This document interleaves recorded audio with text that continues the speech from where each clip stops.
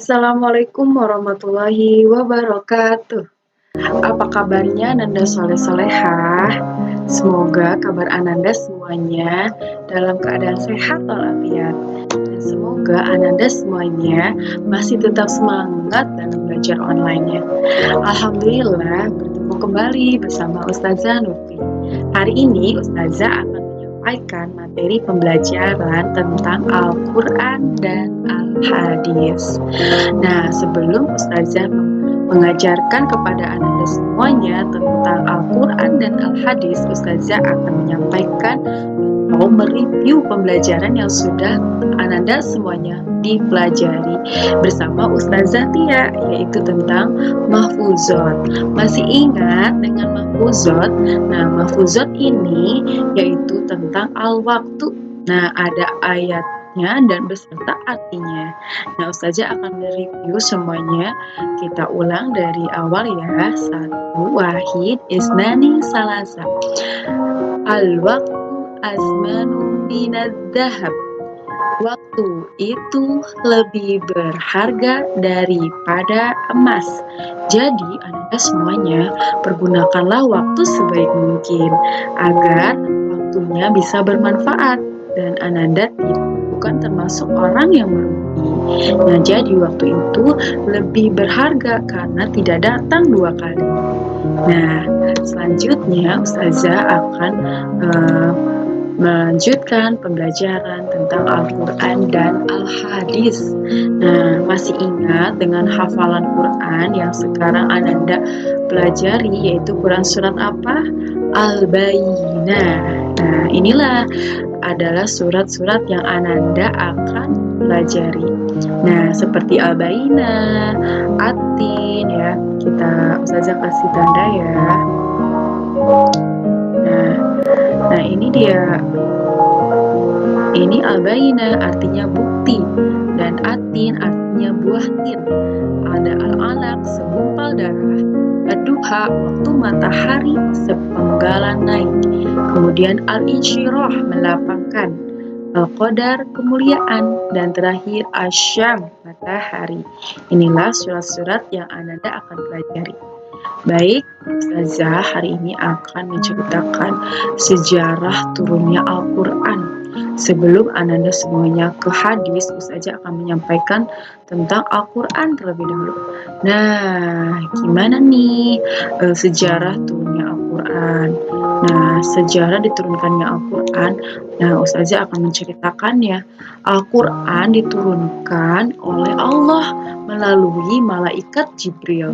Nah, melalui malaikat Jibril ini kepada Nabi Muhammad SAW. Kenapa kepada Nabi Muhammad SAW? Karena Nabi Muhammad SAW adalah Nabi yang terakhir. Dan peristiwa turunnya Al-Quran itu, nah, disebut apa? Nah, peristiwa turunnya Al-Quran ini disebutnya adalah Nuzulul Quran. Biasanya Nuzulul Quran ini terjadi di hari dimana di bulan suci Ramadan. Makanya Al-Quran diturunkan pada tanggal 17 Ramadan. Nah, kemudian Al-Quran itu diturunkan tidak secara langsung, tetapi secara berangsur-angsur, secara bertahap, yaitu selama 23 tahun. Ingat ya, Al-Quran diturunkan secara berangsur-angsur selama 23 tahun. Dan Allah menurunkan Al-Quran ini kepada Nabi Muhammad itu pada usia 40 tahun. Karena di saat usia 40 tahun ini terdapat tanda-tanda kenabian. Nah, selanjutnya yaitu Nabi Muhammad SAW didatangi malaikat Jibril saat ketika Nabi Muhammad berada di Gua Hiro.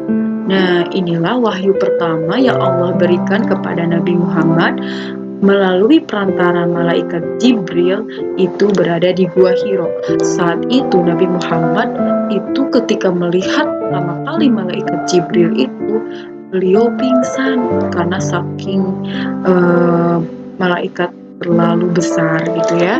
Dan kemudian Al-Quran difirmankan oleh Allah itu kepada Nabi Muhammad SAW terdapat sebanyak 30 juz. Ingat ya, Allah memfirmankan Al-Quran kepada Nabi Muhammad SAW sebanyak 30 juz. Jadi Al-Quran itu terdapat 30 juz, 114 surat, dan 6.666 ayat. Kemudian Al-Quran diturunkan di dua tempat, ada Mekah, ada Madinah. Nah, kemudian Mekah ini ayatnya disebut Makkiyah. Kemudian Madinah disebut sebenarnya Madaniyah. Nah, selanjutnya kemudian kewajiban seorang muslim ada macam. Nah, di dalam Al-Quran ini ada kewajibannya bagi setiap muslim. Pertama, harus mempelajari peraturan dan hukum-hukum Islam. Kemudian mengamalkan dan melaksanakan peraturan hukum-hukum Islam. Ketiga, mengajarkannya kepada orang lain.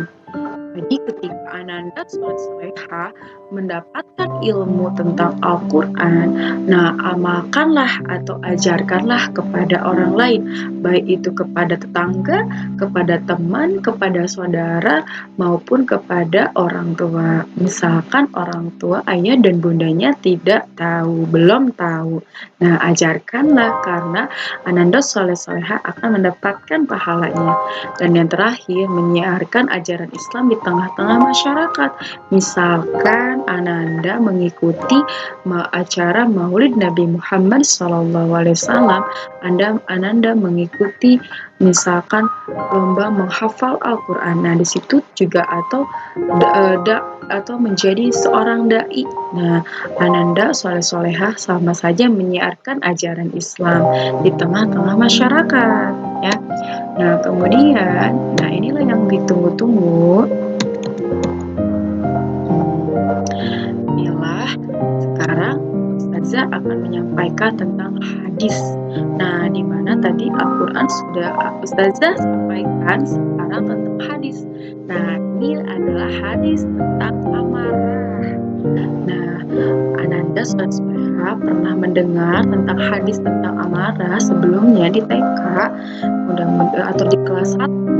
Nah, inilah hadis. Ustazah akan menyampaikan atau mengulang kembali yang belum tahu atau yang sudah tahu. Yang belum tahu Ustazah akan sampaikan hadis tentang amarah. Ikut Ustazah ya, biar Ananda Soleha semua paham, semua bisa menghafalnya. Wahid isnani salasa, repeat after me, ulangi setelah Ustazah. Hadis tentang amarah. La taghdab wa la talgam. Nah, itu ya kali ya. La taghdab wa la talgam.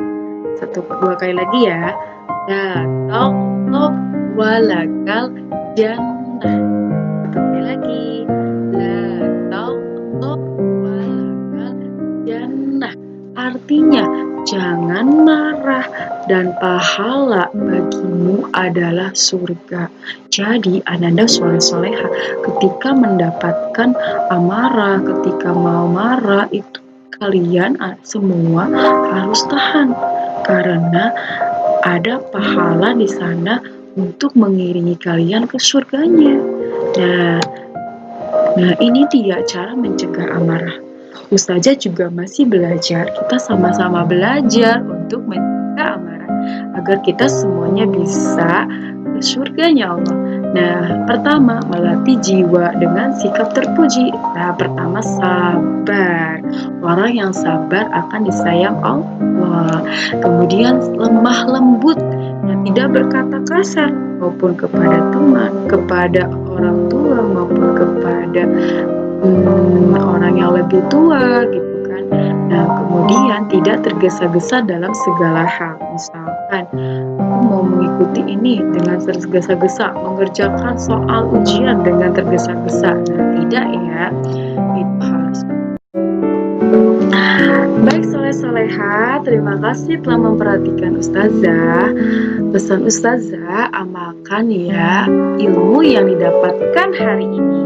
Semoga anak-anak semuanya bisa menghafalnya dan mengamalkannya dalam kehidupan sehari-hari. Semoga bermanfaat ya. Mungkin itu saja dari saya. Mohon maaf bila banyak kekurangannya. Tetap semangat belajar. Wassalamualaikum warahmatullahi wabarakatuh.